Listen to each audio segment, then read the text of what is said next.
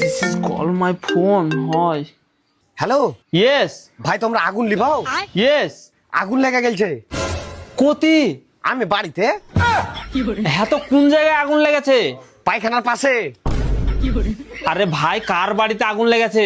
ইসমাইলের বাড়িতে। তাহলে তো ইসমাইলের বাড়ি কোতি? আমাদের বাড়ির পাশে।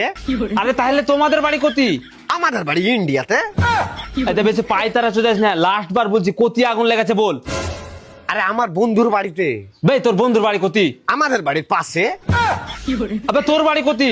আমাদের বাড়ি খেজুরবুনা। ঠিক আছে খেজুরবোনা চিনি আসছি। কেনে? কেনে মানে তোর বন্ধুর বাড়ি আগুন লিভাইতে?